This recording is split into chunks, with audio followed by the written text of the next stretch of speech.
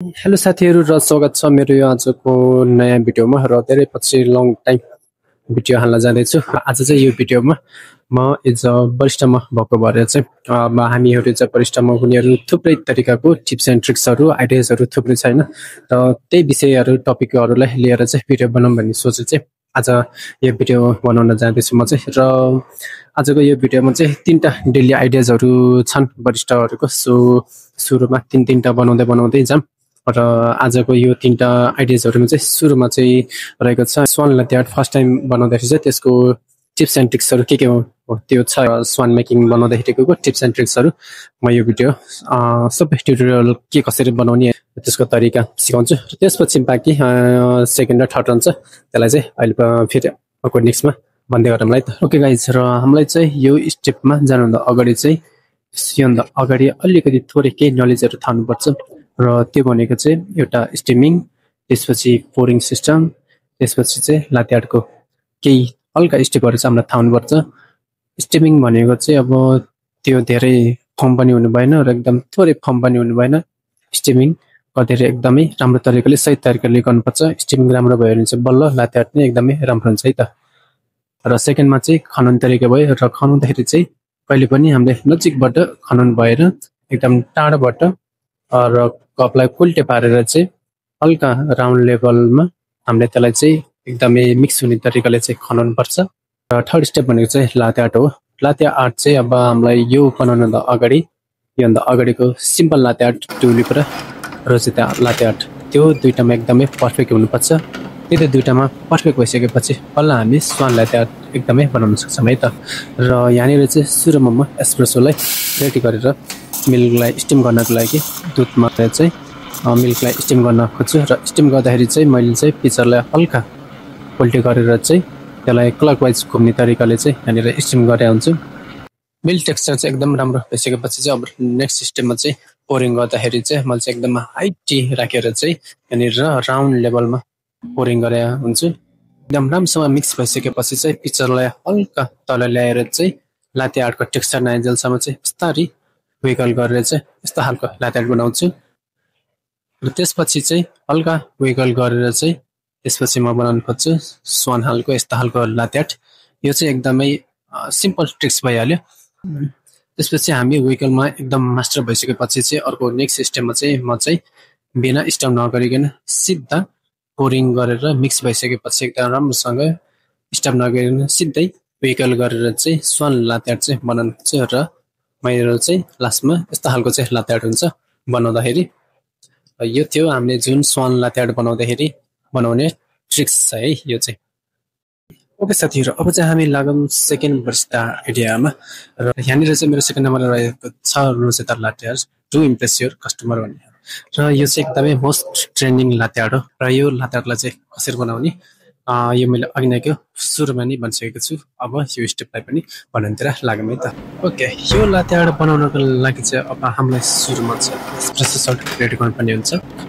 Espresso salt यहाँ चाहिँ म रेडी गर्दै गर्छु। अर्को नेक्स्ट स्टेपमा हामीलाई सबैभन्दा थाहा पर्ने भनेको स्टिमिङ हो। स्टिमिङ चाहिँ एकदमै पर्फेक्ट टेम्परेचरमा हुनु पर्यो। धेरै मिल्क कम्नी हुनु भएन र एकदमै थोरै मिल्क कम्नी हुनु भएन।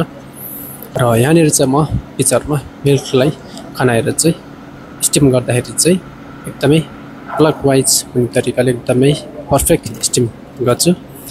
र त्यसपछि चाहिँ मेन स्टेप भनेको हाम्रो लाते आर्ट भइहाल्यो।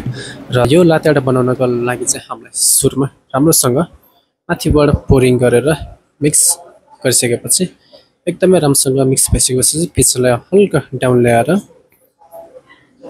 डाउन ल्याएर जब अलिकति सानो सेपमा चाहिँ त्यसपछि विगल गरेर नन स्टप विगल गर्दै त्यसपछि फेरि पनि विगल गरेर माथि ल्याएर त्यसपछि सिधा हल्का पिक्चरलाई उठाएर चाहिँ काटिसकेपछि हाम्रो भन्छ रोजेता लाते आर्ट है छ। यो नै हो रोजेता लाते आर्ट बनाउने ट्रिक्स चाहिँ। र यहाँनिर पनि मैले त्यसरी नै लाते आर्टलाई बनाएर यो खालको चाहिँ हाम्रो रोजेता लाते आर्ट चाहिँ बनाउँछु मैले चाहिँ। यो थियो मेरो रोजेता लाते आर्ट। ओके गाइज, अब चाहिँ हाम्रो लास्ट वरिष्ठ आइडिया रहेको छ the most challenging latte art भन्ने है त। र यो मोस्ट च्यालेन्जिङ लाते आर्टमा चाहिँ हाम्रो एकदम थुप्रै धेरै लाते आर्ट रहेको छैन र जसमा चाहिँ म यहाँनिर आज बनाउने छु 2टा लाते आर्ट। एउटा चाहिँ छ अब हाम्रो स्वान लाते आर्ट बनिसकेपछि the most challenging latte art भनेको चाहिँ एउटा सी हर्स हुन्छ है त। एउटा चाहिँ सी हर्स हुन्छ र त्यसपछि अर्को चाहिँ हुन्छ हाम्रो घोडा। त्यो 2टा लाते आर्ट चाहिँ एकदमै मोस्ट च्यालेन्जिङ लाते आर्ट हुन्छ। चाहिँ हामीले स्वान लाते आर्ट बनिसकेपछिको नेक्स्ट स्टेप त मोस्ट च्यालेन्जिङ लाते आर्ट भनेको चाहिँ यही नै हो है त। र अब यो लाते आर्ट चाहिँ अब कसरी बनाउने भिडियोलाई स्टार्ट गरौँ है त। म बनाउन जान्छु सुरुमा चाहिँ सी हर्स लाते आर्ट र यो लाते आर्ट बनाउनको लागि चाहिँ म सुरुमा रेडी गर्छु एस्प्रेसो सट र एस्प्रेसो सट रेडी भइसकेपछि त्यसपछि म स्टिमलाई चाहिँ एकदम पर्फेक्ट टेम्परेचरमा स्टिम गरेर चाहिँ एकदम राम्रो टेक्सचर हुने गरेर चाहिँ रेडी गर्दै गर्छु। त्यसपछि स्टिमिङ पनि एकदमै राम्रोसँग भइसकेपछि अब लास्टमा हाम्रो फाइनल चाहिँ लाते आर्ट भइहाल्यो। लाते आर्ट बनाउनको लागि म सुरुमा एउटा सानो जुन अगाडि बनाइसकेको स्वान लाते आर्ट त्यो खालको लाते आर्ट बनाउँछु र यो लाते आर्ट बनाउँदा सुरुमा विगल गरेर त्यसपछि त्यस पखेटा बनाएर स्वानको टाउको बनाउँछु र अर्को भागबाट फेरि विगल गरेर हल्का आधा सेप बनाएर त्यसपछि फेरि सियर्सको पुच्छरको भाग बनाउनलाई फेरि पनि विगल गरेर त्यसपछि सियर्सको पुच्छरको भागलाई बनाउँछु र लास्टमा चाहिँ हाम्रो सियर्सको फाइनल टाउकोको लागि चाहिँ मिल्क फर्मले चाहिँ बिस्तारै सियर्सको टाउकोको सेप बनाउने तरिकाले नै यस्ता खालको आर्ट बनाउँछु म चाहिँ र यो नै हो मेरो सी हर्स लाते आर्ट र यो नै यो सी हर्स लाते आर्ट हैन जुन चाहिँ यसरी बनाइन्छ यो खालको लाते आर्ट है त। ओके गाइज अब चाहिँ हाम्रो लास्ट लाते आर्ट रहेको छ प्याटागोन लाते आर्ट जसलाई हर्स लाते आर्ट भनेर पनि भनिन्छ। हेर्दाखेरि सेम चाहिँ हर्स जस्तै हुन्छ र यो लाते आर्ट बनाउँदा अगाडि चाहिँ हामीलाई यसको केही स्टेपहरू थाहा हुनुपर्छ र यसको डिजाइन पनि थाहा हुनुपर्छ। यहाँनिर चाहिँ यसको काम भनेको बस हामीलाई विगलको मात्र काम हुन्छ त्यसपछि बाँकी रहेको मिल्क फर्मको मात्र काम हुन्छ। यो लाते आर्ट चाहिँ कसरी बनाउने अब सिधै भिडियोतिर लागौँ। चाहिँ म यहाँनिर सुरुमा हर्स बनाउँदाखेरि हर्सको पखेटा बनाउने ट्राई गर्छु जुन चाहिँ यसमा विगलको मात्र काम हुन्छ। विगल गरेर सुरुमा पखेटा बनाउँछु त्यसपछि हर्सको टाउकोको सेपमा पनि विगल गरेर त्यसपछि बडीको सेपको लागि पनि विगल गरेर हर्सको बडीको सेप बनाउँछु र त्यसपछि बाँकी पुच्छर पनि बनाउँछु र पुच्छर भइसकेपछि बिस्तारै मिल्क फर्मले चाहिँ घोडाको खुट्टाहरू सेप बनाउँदै त्यसपछि र हात खुट्टाको सेप भइसकेपछि चाहिँ अब लास्टमा टाउको बनाउनको लागि चाहिँ मिल्क फर्मको सहायताले म चाहिँ टाउको बनाउन खोज्छु र टाउको भइसकेपछि लास्टमा फाइनली चाहिँ आर्ट यस्तो हुन्छ मेरो चाहिँ र यो हो हाम्रो हर्सवाला लाते आर्ट।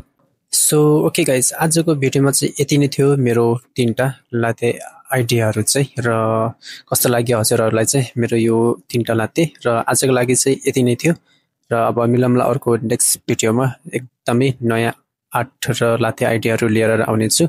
आजको लागि चाहिँ यति नै है त। अब मिलाउँला अर्को नेक्स्ट भिडियोमा।